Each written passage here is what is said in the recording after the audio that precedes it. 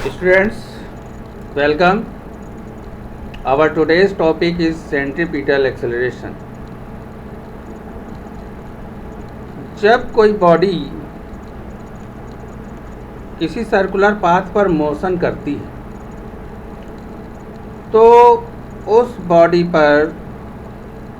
Body का जो acceleration होता है, मान लेते हैं कोई ये बॉडी है और ये इसका सेंटर पॉइंट है, ये बॉडी मूव कर रही है इस तरीके से, तो जो इसका एक्सेलरेशन होगा उसकी डायरेक्शन सेंटर की तरफ होगी, उसकी डायरेक्शन सेंट्रल की तरफ होगी। और इसी एक्सेलरेशन को हम लोग सेंट्रीपिटल एक्सेलरेशन के नाम से जानते हैं, या फिर यूँ कहें अभिकेंद्र बल के नाम से जानते हैं। सेंट्रीपिटल एक्सेलरेशन को अभिकेंद्र बल कहते हैं। The direction of this acceleration is perpendicular to the direction of velocity. इस एक्सेलरेशन की डायरेक्शन वेलोसिटी के परपेंडिकुलर होती है, that is directed towards the centre of the circle, यानी कि सर्किल के सेंटर की तरफ होती है। So this acceleration is called centripetal acceleration, इसीलिए इसे हम लोग सेंट्रीपिटल एक्सेलरेशन कहते हैं। तो देखते हैं स्टूडेंट्स, मान लेते हैं कि हमारे पास एक ये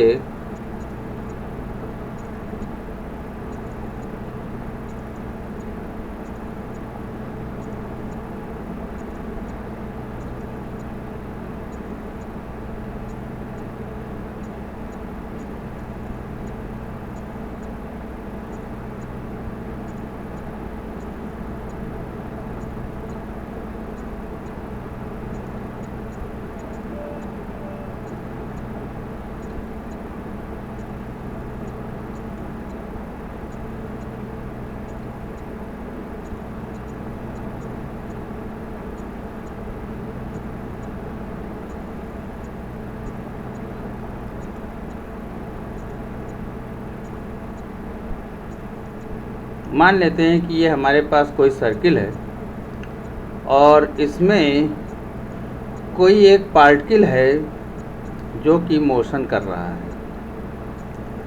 मान लेते हैं कि ये r इसकी रेडियस है। अब ये मोशन कर रहा है तो इसकी जो वेलोसिटी होगी इस जगह पर वो इधर होगी, यानी कि v1 होगी।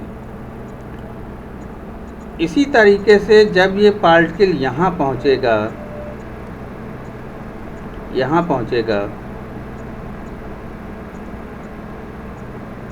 इस तरह से,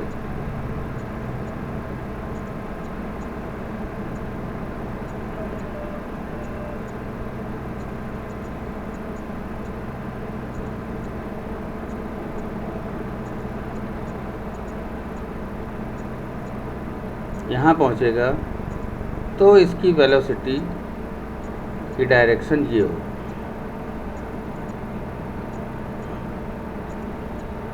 यानी कि इस तरह से। ये मान लेते हैं P पॉइंट है और ये मान लेते हैं P डैश पॉइंट। मान लेते हैं कि ये इनके बीच में एंगल थीटा बनेगा और ये R हमारा। तो अब अगर इसमें हम वेक्टर लॉ लगाएंगे, यानी कि इसी डायग्राम को, वेक्टर लॉ को हम इस तरीके से हम बनाते हैं।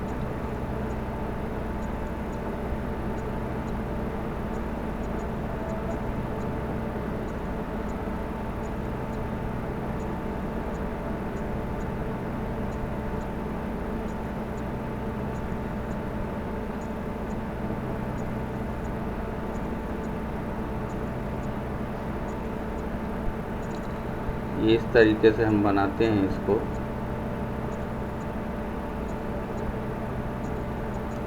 तो मान लेते हैं ये C पॉइंट है हमारे पास, ये हमारे पास C पॉइंट है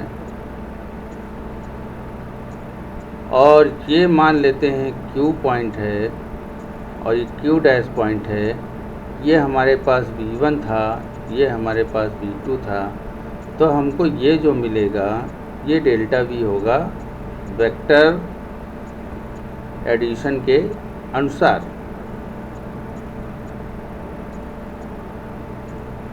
सो आर्क हमारे पास कितना होगा,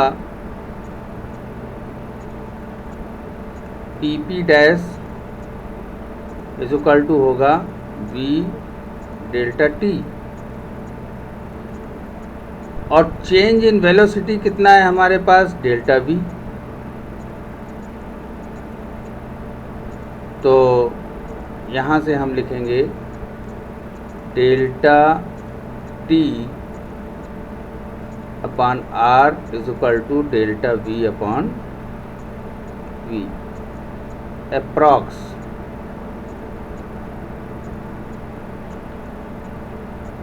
तो delta V upon delta T is equal to V square upon R।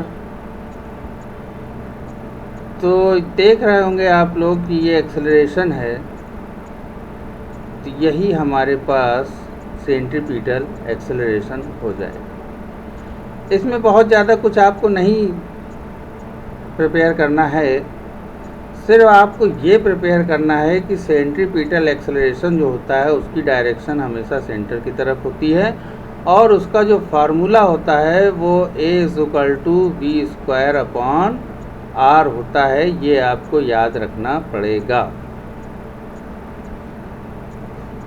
ये आपको याद रखना पड़ेगा। ठीक है बच्चों, चलिए आगे बढ़ते हैं।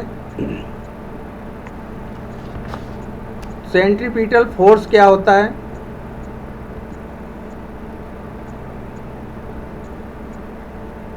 Centripetal force F is equal to ma होता है, और सेंट्रीपिटल एक्सेलरेशन होता है V square upon R।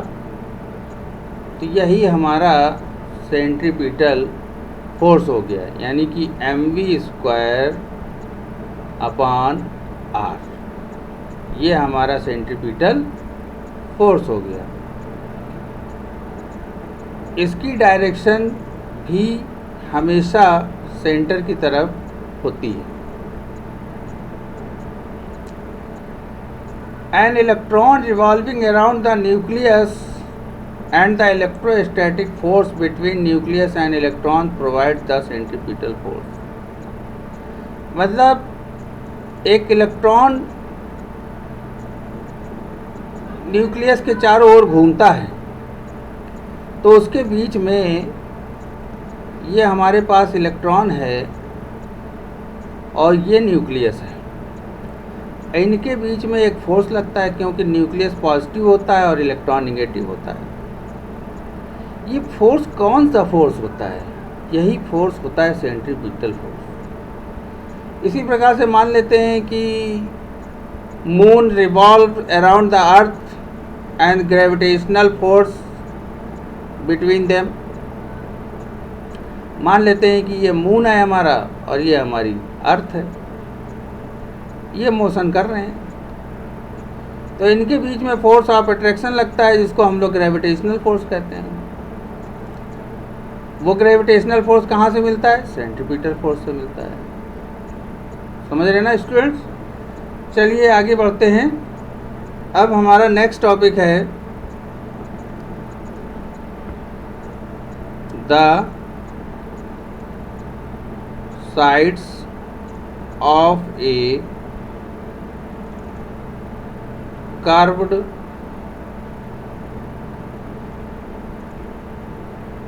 Road are not levelled. जो रोड्स के किनारे होते हैं वो लेवल्ड नहीं होते हैं, मतलब एक तरफ झुके रहते हैं। जैसे हम लोग कभी रोड पे निकलते हैं तो जहाँ पे मोड़ होता है वहाँ पे देखिए, जब हम गाड़ी चलाते हुए निकलते हैं तो हम एक और झुक जाते हैं। ऐसा क्यों होता है? ऐसा होता है सेंट्रीपिटल फोर्स के कारण। अब कितना झुक जाते हैं वो हम लोग निकालेंगे इस फार्मूले के द्वारा। तो मान लेते हैं कि हमारे पास एक ये रोड है इस तरीके से, जो कि कर्व्ड है। ये हमारे पास एक रोड है इस तरीके से, मान लेते हैं हम यहाँ पर हैं, ठीक, और इसका ये सेंटर है। तो हमारे पे जो सेंट्रीपिटल एक्सेलरेशन या फिर सेंट्रीपिटल फोर्स होगा वो सेंटर की तरफ लगेगा। ये सेंटर है। हमारा जो वेट होगा वो नीचे की ओर लगेगा, और जो इसकी रिएक्शन होगी यानी कि प्रतिक्रिया होगी वो अपवर्ड डायरेक्शंस में लगेगी। समझ रहे ना? यहाँ पे W क्या है? W बराबर mg, यानी कि ये वेट है, और n क्या है? ये नॉर्मल रिएक्शन है, और F क्या है? फ्रिक्शनल फोर्स है, ठीक। तो अब देखिए, थोड़ा सा इसको सॉल्व करने की कोशिश करते हैं। डायग्राम थोड़ा बना लेते हैं, ध्यान दीजिएगा।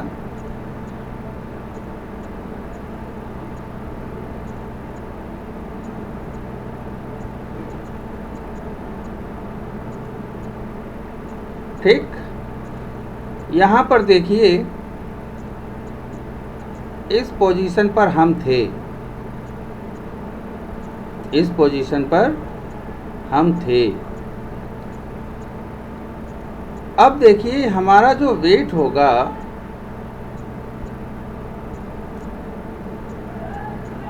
वो डाउनवर्ड डायरेक्शन में वर्क करेगा, यानी कि W लगेगा।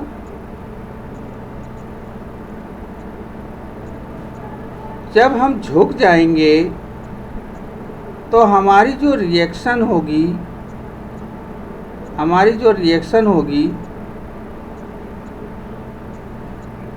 वो N इस तरफ हो जाएगी, और इसको बैलेंस करने के लिए अपवर्ड डायरेक्शंस में लगेगा N cos थीटा, ये थीटा हो जाएगा।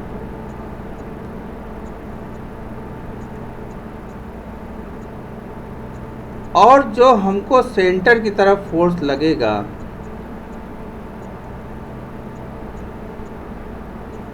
ये वो होगा N sin थीटा, ये होगा N sin थीटा। तो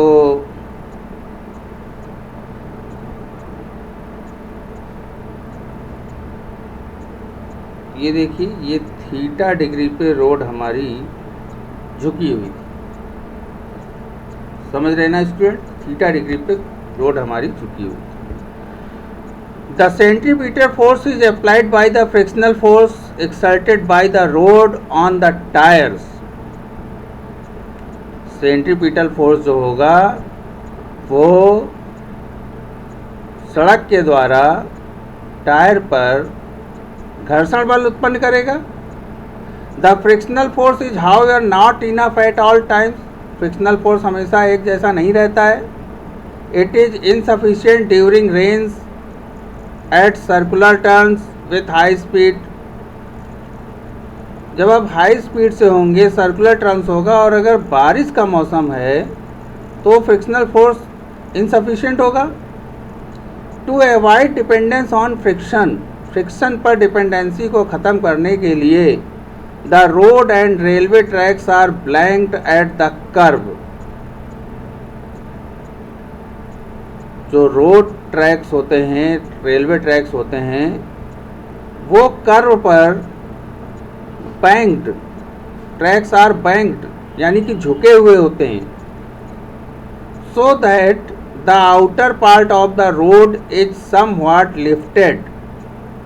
तो जो बाहरी हिस्सा होता है वो इनर पार्ट की अपेक्षा में थोड़ा सा उठा हुआ होता है।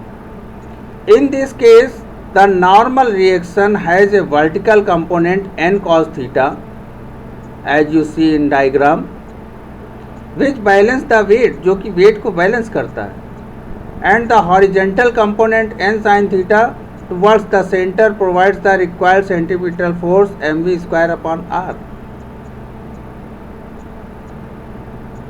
और जो n sin थीटा है ये आपको सेंट्रीपिटल फोर्स की रिक्वायरमेंट को ख़त्म करता है।